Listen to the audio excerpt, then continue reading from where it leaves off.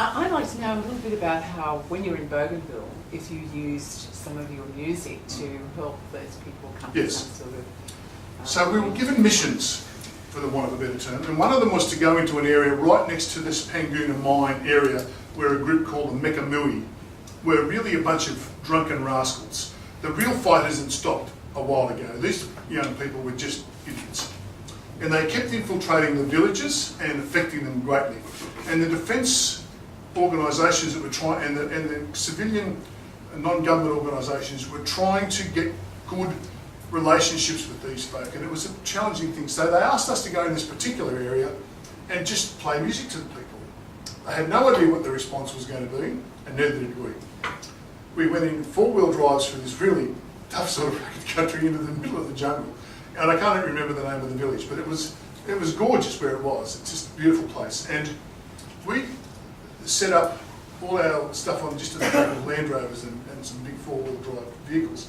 And we had guitars and all that sort of stuff, and we found out what they liked. You know, they liked Bob Marley and all that sort of stuff. So we played things that they liked. In many cases, they'd never seen real live, they all played guitars and stuff like that, they'd never seen real live music, so we had saxophones and trumpets and all that sort of stuff, and lead singers and backing vocals, and they all did shoe-ups and all that sort of stuff. So it was quite a show that we put on.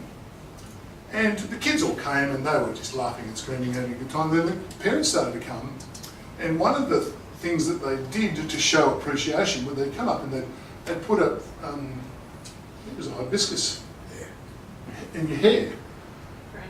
Frangipani? One of those, anyway, not a flower. And if you got hit with a flower, you knew you were doing pretty well. So I got one flower and I was feeling pretty special. Some of the women in the band you couldn't see their uniforms. They were fully adorned with flowers. The women went off and prepared all the most succulent foods that they ever had, and they even killed a pig.